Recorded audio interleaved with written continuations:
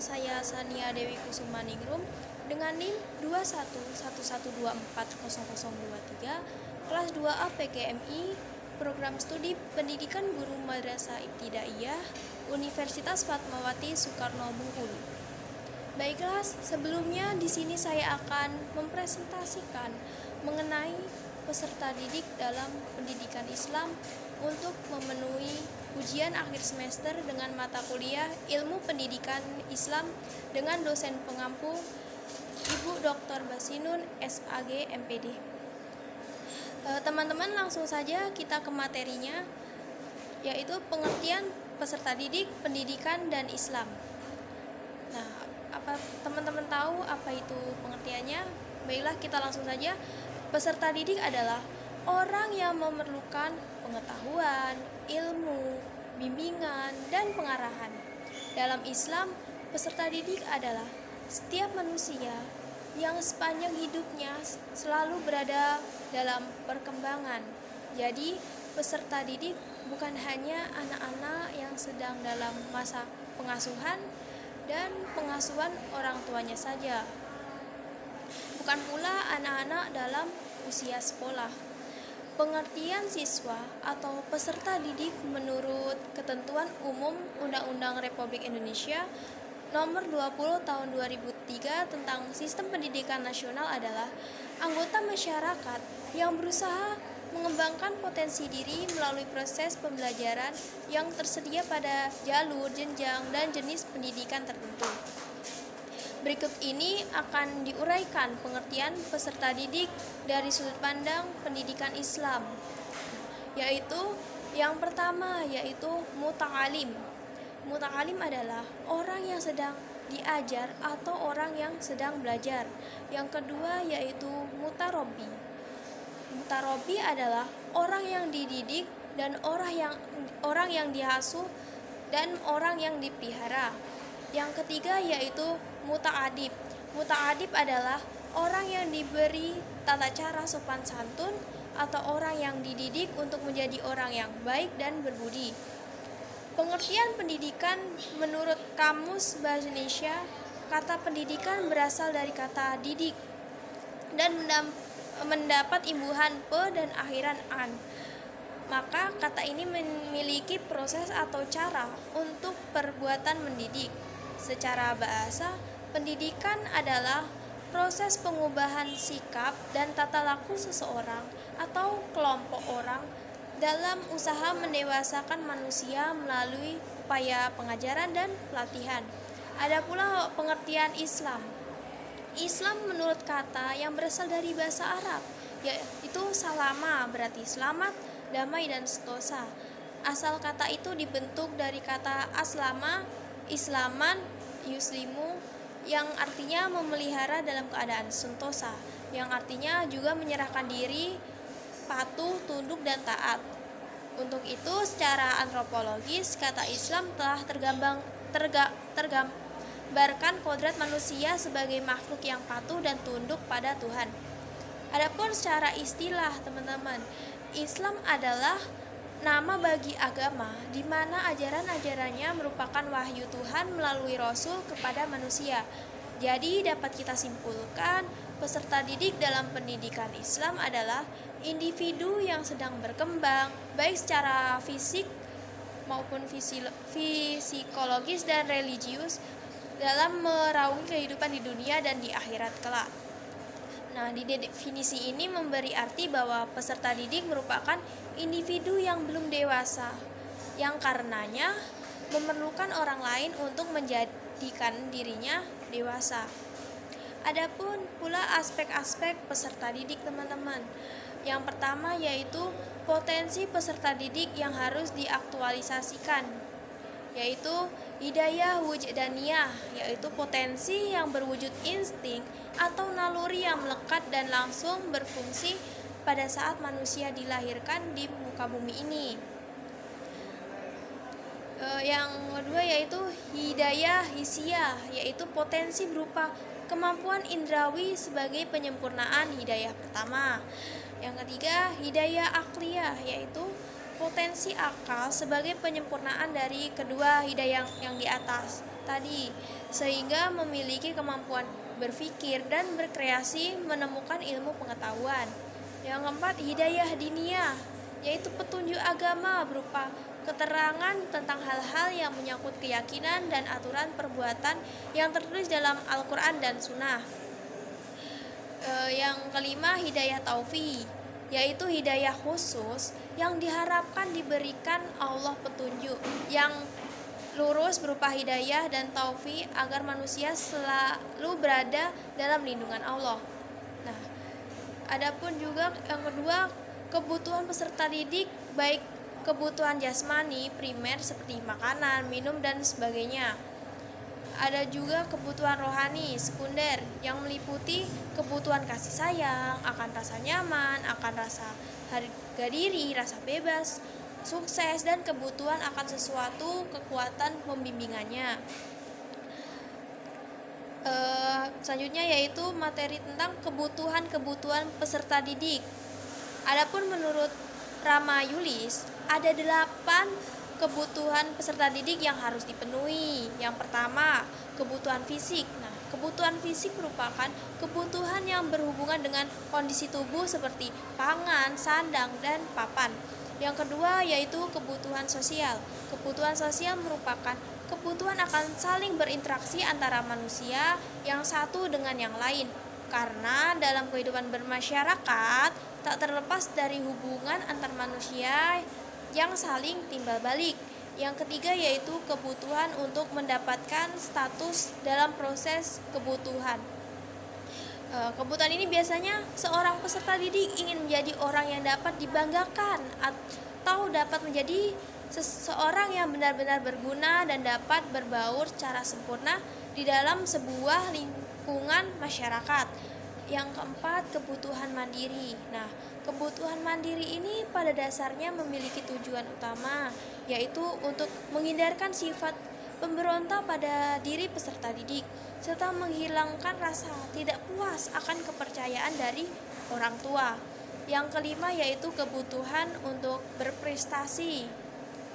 Kebutuhan untuk berprestasi adalah dorongan yang kuat untuk berhasil, yang lebih mengejar prestasi pribadi dan bergairah melakukan sesuatu yang lebih baik dan lebih efisien dibandingkan hasil sebelumnya.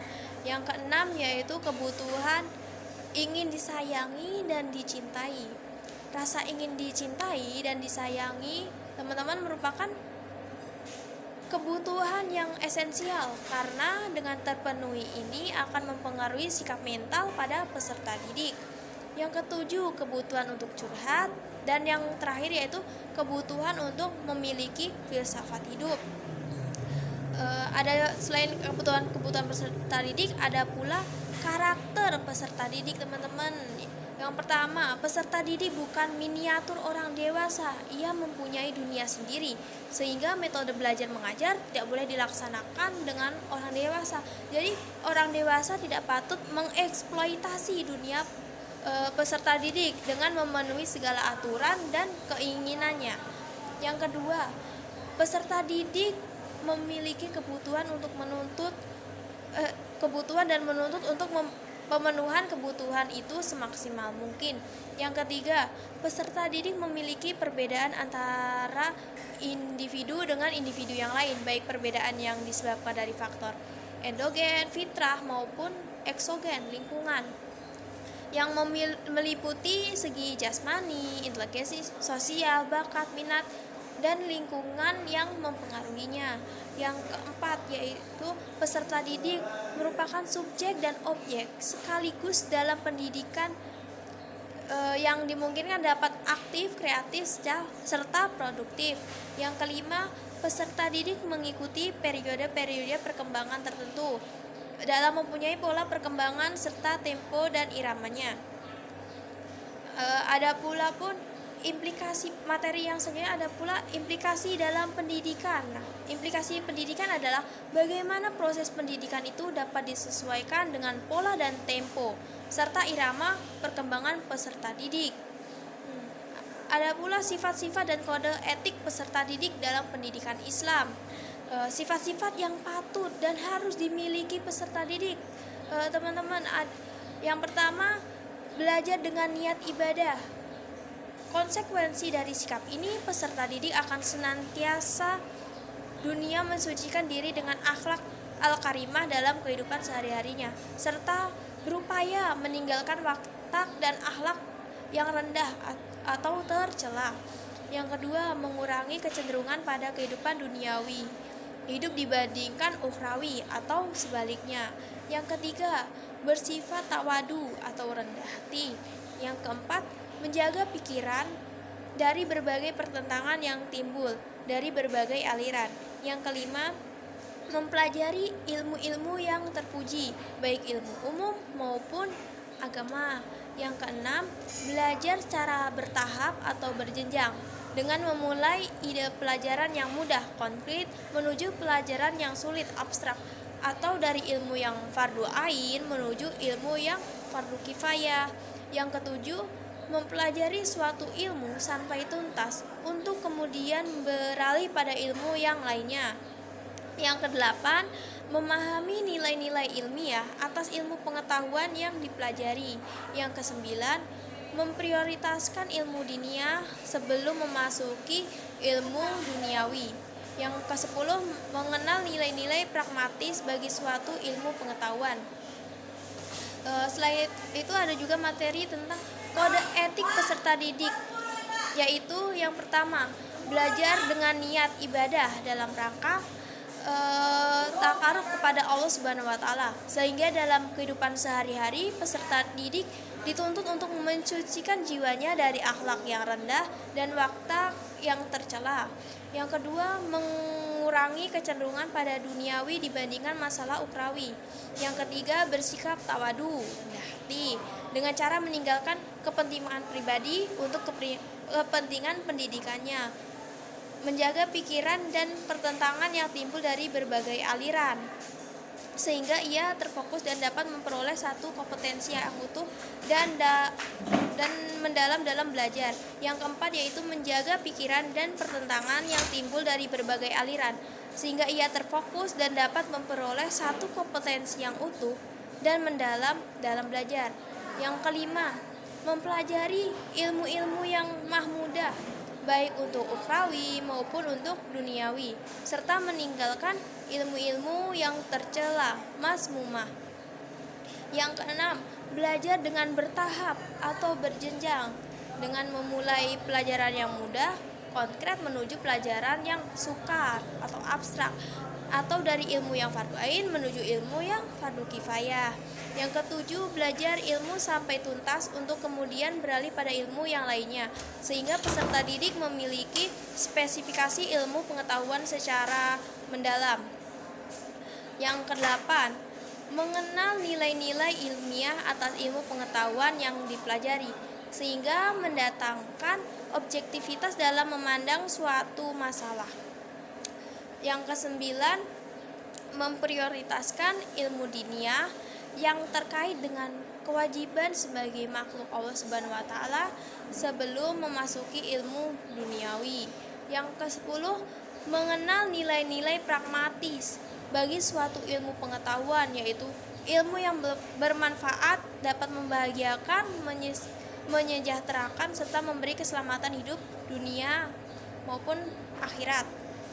Yang ke-11, peserta didik harus tunduk kepada nasihat pendidik, sebagaimana tunduknya orang yang sakit terhadap dokter, mengikuti segala prosedur dan metode mazhab yang diajarkan oleh pendidik-pendidik pada umumnya, serta diperkenankan bagi peserta didik untuk mengikuti kesenian yang baik. Baiklah, ada juga tugas dan tanggung jawab peserta didik. Apa teman-teman tahu apa saja itu? Baiklah, saya akan menjelaskannya. Adapun tugas dan tanggung jawab yang harus senantiasa dilakukan peserta didik. Yang pertama, sebelum memulai aktivitas pembelajaran, peserta didik harus terlebih dahulu membersihkan hatinya dari sifat yang buruk, karena belajar mengajar itu merupakan ibadah, dan ibadah itu harus dilakukan dengan hati yang bersih. Yang kedua, peserta didik belajar harus dengan maksud mengisi jiwanya dengan berbagai keutamaan untuk mendekatkan diri kepada Allah. Yang ketiga, bersedia mencari ilmu ke berbagai tempat yang jauh sekalipun, meskipun harus meninggalkan keluarga dan tanah air. Yang keempat, tidak terlalu sering menukar guru dan hendaklah berpikir panjang sebelum menukar guru. Yang kelima, hendaklah menghormati guru, memuliakan dan mengagungkannya karena Allah, serta berupaya menyenangkan hatinya dengan cara yang baik. Yang keenam, jangan merepotkan guru. Jangan berjalan di hadapannya, jangan duduk di tempat duduknya, dan jangan mulai berbicara sebelum diizinkan guru. Yang ketujuh, jangan membukakan rahasia kepada guru atau meminta guru. Dan jangan pula menipunya. Yang kedelapan, bersungguh-sungguh dan tekun dalam belajar. Yang kesembilan, saling bersaudara dan mencintai antara sesama peserta di dalam kegiatan belajar mengajar. Yang kesepuluh, peserta didik harus terlebih dahulu memberikan saran kepada guru dan mengurangi percakapan di hadapan gurunya. Yang ke-11, peserta didik hendaknya senantiasa mengulangi pelajaran, baik di waktu senja dan menjelang subuh atau di antara waktu isya dan makan sahur. Yang ke-12, bertekad untuk belajar seumur hidup. Ada pula peran peserta didik dalam pendidikan. Yang pertama, belajar dengan rajin, mengerjakan tugas yang diberikan dan mengumpulkan tugas tersebut tepat waktu. Yang kedua, memahami pelajaran yang diberikan oleh pendidik. Yang ketiga, pergi ke sekolah untuk belajar, masuk ke sekolah tepat waktu dan pulang sesuai jadwal. Yang keempat, bersifat proaktif saat kegiatan belajar dan mengajar berlangsung. Yang kelima, menyelesaikan sekolah tepat waktu. Yang keenam, menjaga nama baik sekolah dengan tidak melakukan tindakan tercela dan mengikuti perlombaan. Mungkin sekian yang dapat saya sampaikan, semoga bermanfaat bagi teman-teman ataupun yang menonton video ini. Saya akhiri, wassalamualaikum warahmatullahi wabarakatuh.